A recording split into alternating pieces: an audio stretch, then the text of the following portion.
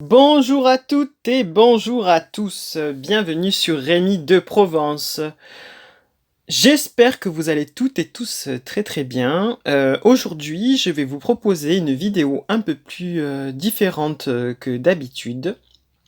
Euh, cette fois-ci, il n'y a pas de cartes, il n'y a pas de tirage de cartes ni d'oracle.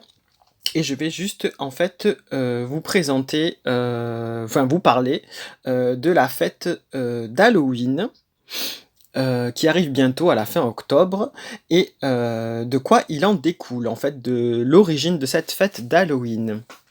Donc en fait, la fête d'Halloween est quand même quelque chose d'assez moderne. Euh, à la base, elle a pour origine la fête de Samhain. Donc Samhain, qui peut s'écrire S-A-M-A-I-N, ou bien S-A-M-H-A-I-N. Voilà, c'est une fête irlandaise, voilà, qui a des origines celtes et qui est célébrée le 31 octobre comme Halloween en fait.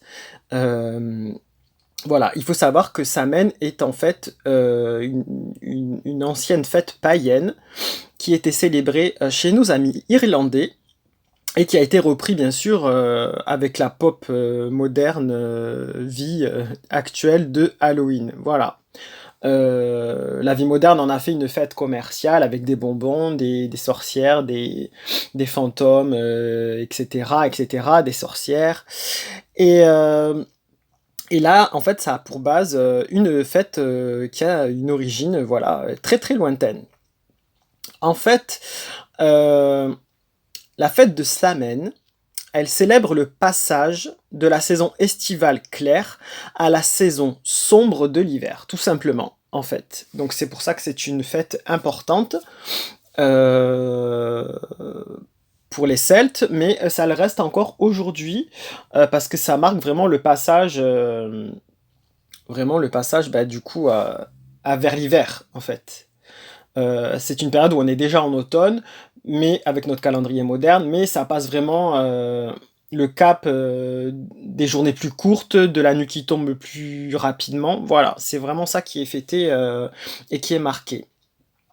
Euh, En fait, cette fête religieuse, elle était surtout due à une vie qui était basée sur les moissons et les récoltes. Donc du coup, voilà, c'était très important aussi pour eux. Euh, En fait, c'est une fête qui est complètement différente de la fête de la Toussaint chez les catholiques et qui n'a rien à voir avec la fête des morts à la base. Nous, en fait, en France, la Toussaint qui est confondue encore à notre époque avec la fête des défunts, c'est pas la même chose. Le 1er novembre, c'est la Toussaint. On fête tous les saints. En fait, c'est le dogme de l'Église catholique. Et puis, je veux pas dire de bêtises. Oui, c'est que les catholiques, hein. J'allais dire protestants, mais je pense pas. Mais bon, bref, c'est quelque chose de chrétien. Et le 2, c'est vraiment la fête des défunts. C'est là la fête des morts, en fait. Chose que les gens ont complètement oublié ou font abstraction. Ils confondent Toussaint et la fête des défunts. Le 31, en fait, est une fête bah, assez moderne pour notre époque. Euh, c'est la fin des moissons, la fin de la saison des moissons, tout simplement, comme je vous ai dit. Euh, Chez les Celtes, en fait, il y a plusieurs fêtes. Voilà, il y a une autre fête qui s'appelle Beltane, qui c'est le passage de la saison sombre à la saison claire. Il y a un Imbolc, la fête de la purification. L'Unazad, qui est la fête royale pendant les récoltes, qui célèbre l'abondance et la prospérité. Voilà, donc ça permet aux morts de renouer avec les vivants quelque temps. En fait, pour eux, c'était une fête à un caractère obligatoire, on va dire. Et les absents, voilà, étaient vraiment... euh, c'était obligatoire pour eux et les absents étaient soumis à la peine de mort. Voilà, il fallait vraiment célébrer cette période qui est assez intéressante. Voilà, donc en fait, la fête de Samhain, qui est au 31 octobre, elle était célébrée 3 jours. avant le 31 octobre et 3 jours après. En fait, ça a duré du 29 octobre jusqu'au 4 novembre. Voilà, ça correspond à notre calendrier actuel. Voilà, en fait, le premier jour, il y avait la mémoire aux héros. Le jour 2, le deuxième jour, la mémoire aux défunts. Et le jour 3, le troisième jour, une cérémonie de la reconnaissance du feu. Voilà. En fait, ça consistait à ce que dans les habitations, les propriétaires ils se rassemblaient sur la grande place du village après avoir éteint le feu. Et les druides, ils allumaient un grand feu sacré dans le but d'alimenter des feux joie aux alentours pour éloigner les mauvais esprits. Et les habitants, ils utilisaient ce nouveau feu sacré pour chauffer leur maison et pour protéger leur foyer pour l'année. Voilà, d'où ce qu'on retrouve un peu encore aujourd'hui avec le côté des bougies, le côté de la lanterne Jack-o'-lanterne, en fait la citrouille là qu'on allume, on retrouve ça en fait, cet esprit-là. Et le jour 4 du coup, le quatrième jour, c'était le jour de la Samhain, c'était les morts qui refont surface. Voilà, d'où l'esprit de Halloween en fait, qu'on a repris en un seul jour. Voilà. Euh, En fait, ce jour-là, les habitants qui avaient perdu un proche laissaient symboliquement la porte ouverte de leur maison et une place à table pour l'accueillir. Voilà, c'était une sorte de recueillement en fait avec les défunts disparus. C'était une sorte de retrouvage qu'on retrouve nous avec la fête des défunts le 2 novembre, où c'est un peu une sorte de recueillement nous aussi pour nous dans notre vie actuelle. On retrouve ça. Voilà, et après il y avait le cinquième jour, sixième jour et septième jour, ils faisaient des rassemblements populaires et familiaux. Ce que nous on fait plus ou moins aussi. Avec, on se regroupe en fait en allant rendre hommage un peu à nos défunts, en allant dans les cimetières poser des fleurs par exemple. On se retrouve des fois en famille, donc au final on le fait plus ou moins encore. C'est une fête qui se perpétue différemment, voilà. Après il faut savoir que la fête de Samhain a été un peu torpillée, a essayé d'être torpillée par l'Église catholique, par le pape Grégoire IV, qui voulait, qui a créé le jour de la Toussaint, le 1er novembre, voilà, un petit peu, pour essayer d'effacer un petit peu cette fête païenne. Voilà. C'était dans une période où il y avait, c'était en 835, c'était une période d'évangélisation, voilà, de christianisation de l'Europe. Donc, ils ont essayé d'imposer cette fête qui perdure encore aujourd'hui, au final, et qui a fait oublier sa mène, voilà, avec l'emprise de l'Église catholique, il faut dire la vérité. Mais ça mène, du coup, ça fait quelques années, depuis les années 90, que c'est revenu un peu en force par rapport à la culture américaine, plus qu'irlandaise au final, parce que c'est comme ça qu'on l'a vraiment connu dans notre monde. Euh, et c'est, voilà, donc c'est assez fêté en fait dans tout le monde anglo-saxon hein, à la base. Euh, Quoi vous dire de plus? Donc voilà, les symboles de la fête de Samhain de la croix celtique, c'est apparu qu'à partir du 18e, 19e siècle par les Irlandais, qui ont nourri ça avec un renouveau, et du coup il y a des symboles qui se sont rattachés à tout ça, tout ce qu'on peut voir dans l'univers de Halloween, et avec les croix celtiques, etc. Euh, voilà, donc pour vous présenter cette fête de Halloween. Voilà, donc après, c'est vraiment encore au XVIIIe siècle que la légende de Jack O'Lantern, de cet homme citrouille qui se balade comme ça la nuit, c'est vraiment à partir de là que ça s'est vraiment développé, on va dire.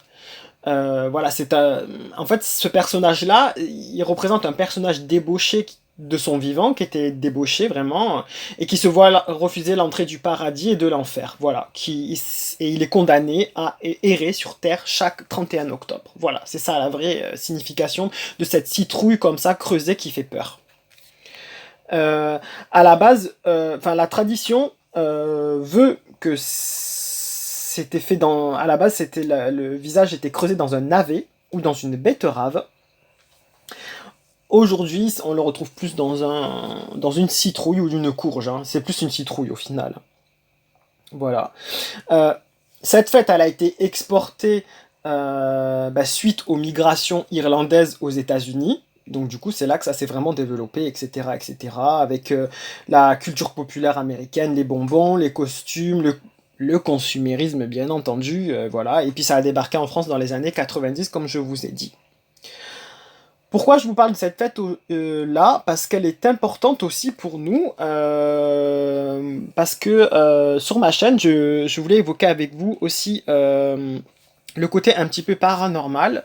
Et du coup, c'est une fête aussi importante. Euh, Qu'est-ce qui se passe concrètement aussi en dehors de cette fête comme ça un peu consumériste et un petit peu, voilà, un petit peu folle, on va dire? Au-delà de l'image de se faire peur et de se retrouver, de faire une petite introspection envers nos défunts et de faire du souvenir, c'est aussi un sabbat en sorcellerie, c'est-à-dire c'est une fête magique. Aussi en sorcellerie dans le paranormal. En fait, ce jour-là, il y a pas mal de rituels qui sont pratiqués, de rituels magiques qui sont pratiqués, il faut le savoir. C'est une journée puissante pour la magie, pour ceux qui pratiquent les rituels magiques, que ça soit de la magie blanche ou de la magie noire. Alors moi, je ne suis pas du côté de la magie noire, je suis du côté de la magie blanche. Je suis pour la lumière et la bienveillance, donc je ne vous encouragerai jamais à faire de la magie noire. C'est à vos risques et périls si vous venez à en faire. Il faut savoir qu'il y a de très grosses conséquences.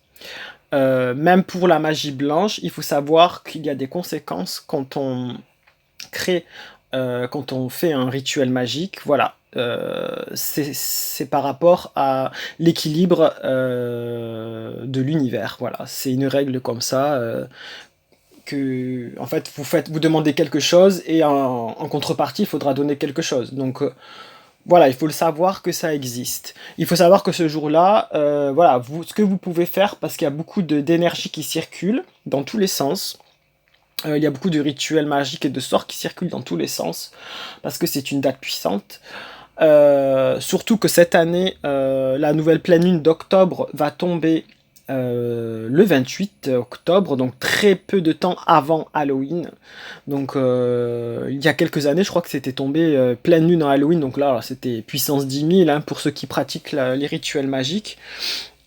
Sachez qu'en cette date-là, vous pouvez faire vos rituels, vous pouvez faire vos intentions de prière, c'est multiplié, mais attention, il y a beaucoup de choses qui circulent, donc du coup, euh, faites attention à ça.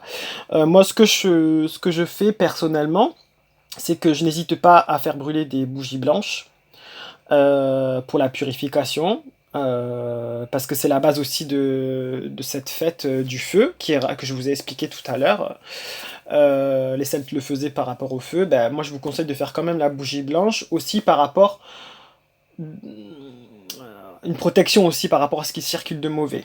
Voilà. Moi, j'ai tendance à le faire, à mettre une bougie blanche près d'une fenêtre dès que la nuit va tomber. En fait, tant que je ne ferme pas mes volets, par exemple, pour faire mon début de soirée, je la laisse brûler. En fait, ça éloigne les mauvaises choses. Voilà.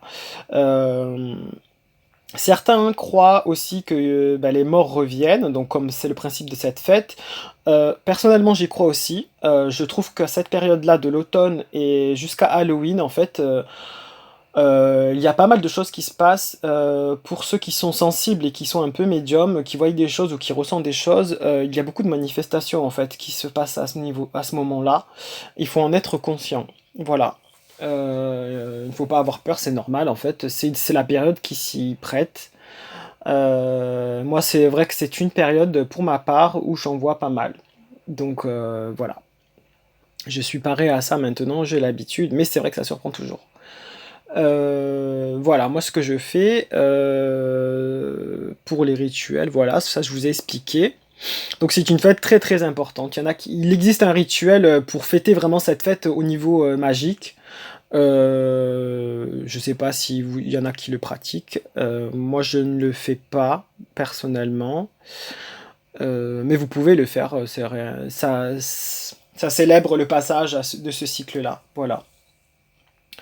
Euh, Ben voilà, je pense que j'ai fait le tour, hein, pour cette fête d'Halloween, en fait, qui est Samhain, qui est vraiment, une fête importante. Mes chers amis, n'hésitez pas si vous avez des questions, si vous avez peut-être des choses à ajouter, que je n'ai pas évoquées, à les mettre en commentaire sous la vidéo. Et puis, peut-être que nous pourrons en discuter, plus ensemble. Voilà. Ce que vous pouvez faire aussi, ben voilà, si vous avez envie de le fêter avec vos amis, vous pouvez vous déguiser, vous pouvez éventuellement donner des bonbons aux enfants, ça fait toujours plaisir. Voilà. Et n'hésitez pas à faire brûler de l'encens aussi pour vous protéger dans... chez vous. Vous pouvez utiliser des choses purificateurs, du palo santo si vous en avez, ça purifie, hein, vous pouvez en faire brûler. Le santal aussi, c'est pas mal. De la sauge blanche, voilà. Euh, je vous dis ben à très très bientôt, mes chers amis. N'ayez pas trop peur en cette fête d'Halloween, parce que le but aussi c'est de s'amuser, de faire peur. Vous pouvez le faire. Vous pouvez le faire avec vos enfants, avec vos amis, à faire peur. Ça peut être rigolo. Voilà. Je vous embrasse très très fort. Passez une très bonne fin de journée, une très bonne soirée si vous me regardez en journée.